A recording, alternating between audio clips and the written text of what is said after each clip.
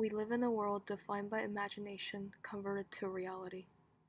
A world full of ideas converted to reality through a brilliant twist of the creator's mind.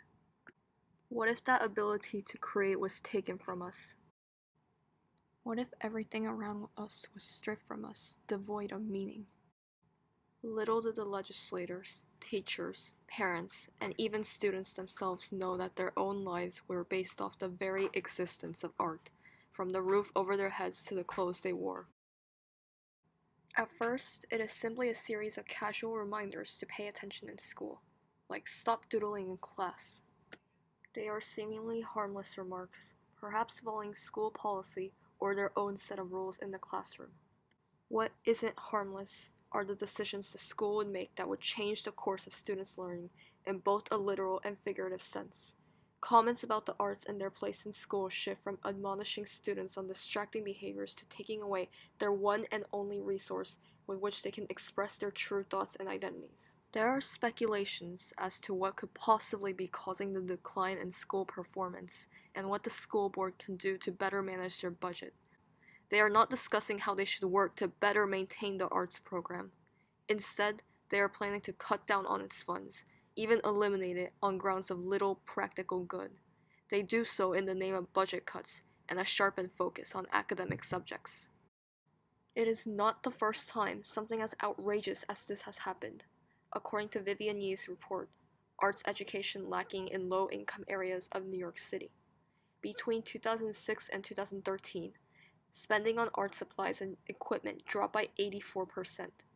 When money is tight, arts education is often one of the first subjects to be sidelined. It said the trend had accelerated as schools focused more on meeting accountability standards, shifting their resources from subjects seen as non-essential, like arts, to preparation for English and math tests. It is an issue much more concerning than it might seem at first. It is a blatant disregard for what we have today, and a threat to the future. It is a call to expand partnerships between the city's cultural organizations and its schools, provide for low-income neighborhoods through a separate budget line, and preserve the amount of space dedicated to arts instruction. Ultimately, the schools that choose not to listen to the students, to discourage them from finding and pursuing their interests, and to seize their passions from right under their noses, will end in a worse position than they were in before. So, why should we appreciate art so much? Why should we let arts education flourish? And what would a world without art look like? We already show our appreciation, so why not continue? We place so much value on works of art in museums, both in how much they are worth and their cultural importance, yet we restrain potential for creativity. To take our rich history of fine art for granted, we might as well say goodbye to the legacies of Picasso, Van Gogh, Warhol, Da Vinci, and other artists who contributed to that history. Cutting funds for art programs, we might as well have shattered the glass exhibits and destroyed hours of careful contemplation and technique. Fine, maybe not everyone has the eye for the fine arts, but art is not just restricted to the fine arts. Music is a key part of artistic expression that the public enjoys.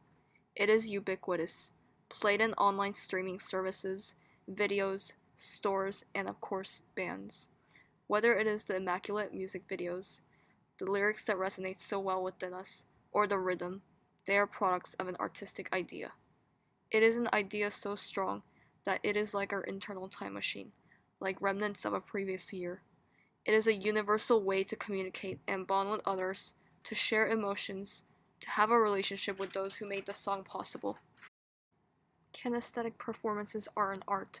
Movement communicates a kind of language that mere words cannot.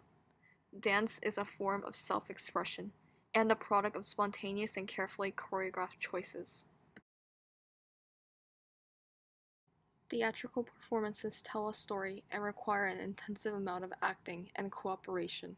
They are not simply plays thrown together, but the result of countless rehearsals and preparation to deliver the most convincing, captivating experience.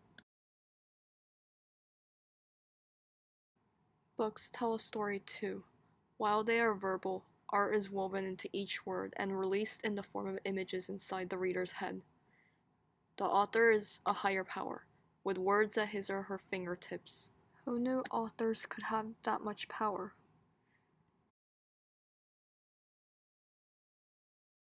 Film is the epitome of pop culture.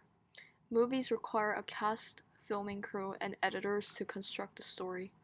The effort is meticulous, starting from a creative idea transformed into a script and brought to life in the form of actors on the screen. And lastly, we have the privilege of observing and visiting different types of architecture. Architecture would be plain and solely based on function without attention to form if it were not for architects who have trained to combine the mathematical and artistic aspects of planning buildings.